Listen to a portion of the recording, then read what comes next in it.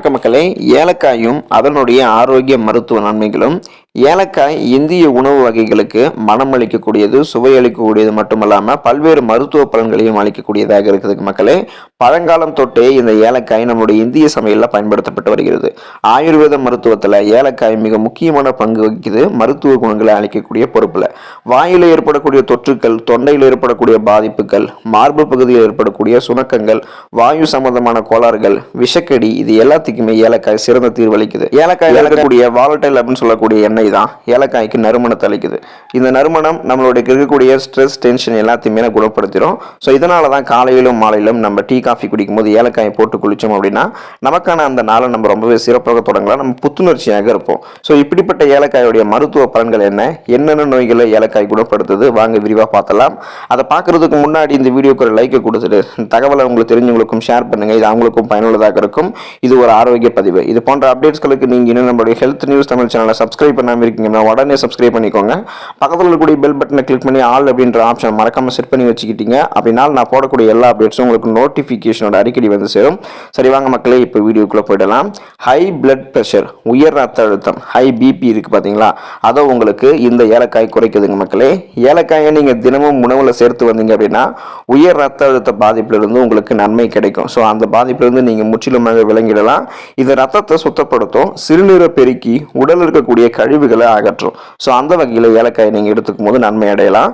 செரிமான கோளாறுகளுக்கு தீர்வளிக்கிறது ஏலக்காய்.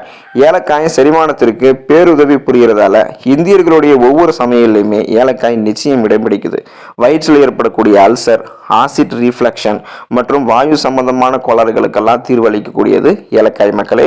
கெட்ட பாக்டீரியாக்களை எதிர்த்து போராடக்கூடியது இந்த ஏலக்காயில் இருக்கக்கூடிய சத்துக்கள் தான்.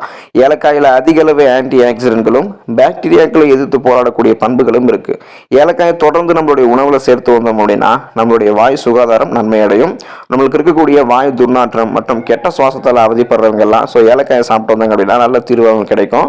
வாயு துர்நாற்றம் ஏற்படுவதற்கு இன்னொரு காரணம் என்னன்னு கேட்டீங்க அப்படின்னா உங்களுடைய குடல் சுத்தமாக்கலன்னு அர்த்தம். ஸோ குடல் இருக்கக்கூடிய கழிவுகளை வெளியேற்ற நீங்க ஏலக்காயை சாப்பிடலாம். ஏலக்காய் உங்களுக்கு ரொம்பவே நன்மை பயக்கும்.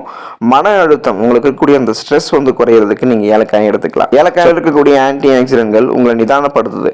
இது கார்டிசால் ஹார்மோனை உங்களுக்குள்ள சுரக்க செஞ்சு உங்களுடைய மன அழுத்தம், ஸ்ட்ரெஸ்ஸை குறைச்சி உங்களுடைய சுவாசத்தலை மிகவும் எளிமையாக்குது.